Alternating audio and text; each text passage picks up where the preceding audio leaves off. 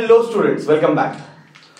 So now we'll go for the next answer where we are going to discuss about how capacitor behaves with AC. हमने already देखा कि register का behaviour कैसे, inductor का behaviour कैसे. अब हम बात करेंगे कैपेसिटर का. Okay, so let us discuss the third circuit that is pure C circuit. Okay, तो उसमें सबसे पहले आता है diagram. Capacitor is connected to AC. Okay, capacitor is connected to AC. अभी कैपेसिटर्स आपने ऑलरेडी डिटेल में डिस्कस किया है इलेक्ट्रोस्टैटिक में, तो ये भी बात याद रखो. अप्लाइड ईएमएफ, सोर्स से जो ईएमएफ आता है, अप्लाइड ईएमएफ कितना है? E naught sine omega T. What is applied EMF? E naught sine omega T. Third point है एक्सप्रेशन फॉर करंट. अभी जैसे हमें पता है कि कैपेसिटर का जो इक्वेशन है वो Q is equal to CV है, बराबर कि नहीं? कैपेसिटर का जो चार्ज स्टोर होता है उसका इक्वेशन क्या है? Q is equal to CV, where C capacitance है, V जो पोटेंशियल है दैट इज. अभी यहां पे इस चैप्टर में इंड्यूस्ड ईएमएफ होता है, तो Q इज इक्वल टू मैं क्या लिख रहा हूं? CE. Okay, now what is E? E is E naught sin omega t. I'll substitute here. तो Q is equal to C E naught sin omega t. हमें क्या चाहिए? करंट चाहिए. करंट क्या है? Rate of flow of charge. Current is rate of flow of charge. तो ये C E naught constant है. साइन ओमेगा टी का डेरिवेटिव क्या है? Cos omega T. Sign omega T का डेरिवेटिव क्या है? Cos omega T. और ओमेगा क्या हो जाएगा? Omega will be composite function से आएगा, चेन रूल से आएगा. ओके, तो सी ई नॉट कांस्टेंट है. साइन ओमेगा टी का डेरिवेटिव क्या आएगा? कॉस ओमेगा टी इंटू क्या हो जाएगा? ओमेगा. ये करंट है. तो therefore I is equal to C E naught omega cos omega t. बराबर है. अभी कॉस नहीं चलेगा क्योंकि हमें जो फोर्थ पॉइंट बनाना है वो relation between E and I बनाना है, तो दोनों साइन में होना बहुत जरूरी है. तो चाहिए तो मैं ये कॉस को साइन में बदल देता हूं. I write omega T plus pi by 2. तो मैंने क्या कर दिया? कॉस को साइन में बदल दिया. मैंने क्या ऐड कर दिया? पाई बाई 2. सिंपल.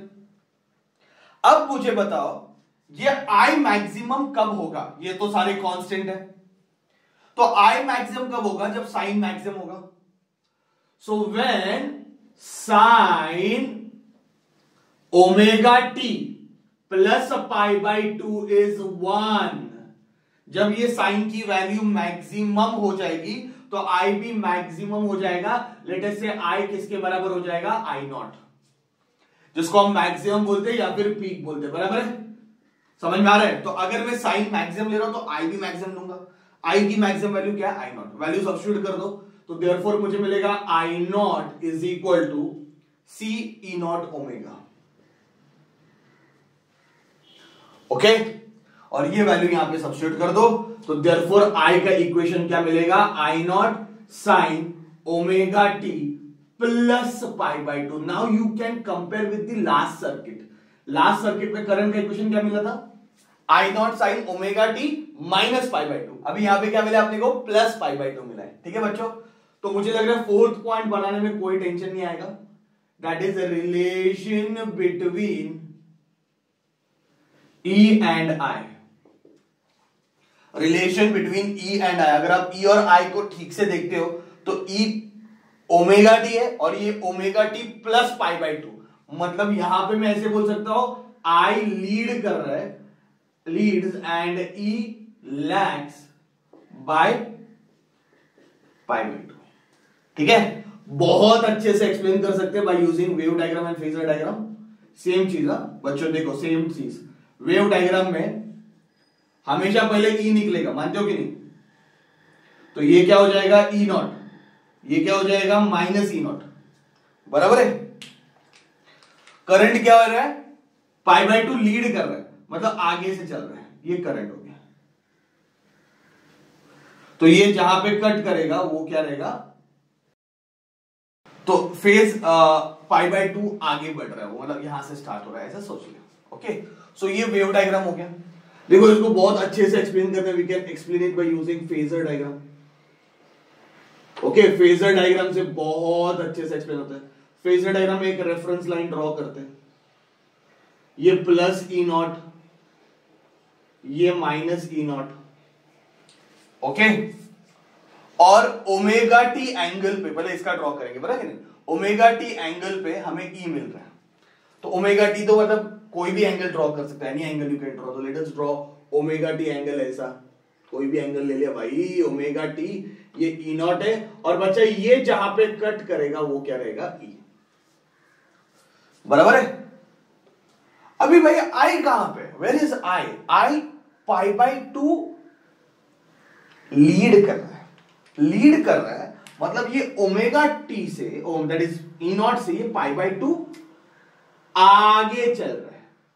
तो ये आई नॉट है जो पाई बाय 2 लीड कर रहा है, और ये जहां पे कट करेगा वो क्या रहेगा, आई। ठीक है, तो ये हो गया तुम लोग का फेजर डायग्राम। ठीक है, ये वेव डायग्राम, ये phasor diagram. Now 7th one, opposition to current. ये सबसे इंपॉर्टेंट पॉइंट होता है बच्चों, ये सबसे इंपॉर्टेंट पॉइंट होता है कि करंट को कौन अपोज करेगा। तो according to Ohm's law current को अपोज करता है E naught upon I naught, बराबर है। करंट को अपोज कौन करता है, E naught upon I naught. तो अगर मैं इस इक्वेशन को यहां पे चेक कर रहा हूं, ठीक है, देखो यहां पे E naught upon I naught, if I do E naught upon I naught, इसको मैं बोलूंगा 1 अपॉन सी ओमेगा। चेक कर, करंट को अपोज कौन करता है, E naught upon I naught, बराबर है ना, ओम्स लॉ के हिसाब से। तो E naught upon I naught is 1 upon C omega. ये भी ओमेगा पे डिपेंड करता है, इसलिए इसका हम नाम रखेंगे XC, that is capacitive reactance. क्या बोलेंगे हम इसको, कैपेसिटिव रिएक्टेंस। तो ये भी एक रिएक्टेंस है, ये भी रिएक्ट करता है ओमेगा को देख के। ओमेगा क्या है, फ्रीक्वेंसी है, ये जो सिग्नल है उसकी फ्रीक्वेंसी है ओमेगा। तो ओमेगा को देख के वो अपोज करता है। अभी ओमेगा इनवर्स रिलेशन में क्या है, बराबर है नहीं, मतलब अगर मैं डीसी करंट की बात कर रहा हूं फॉर डीसी, तो ओमेगा है ही नहीं, जीरो है, there is no frequency, constant current जाते रहता है।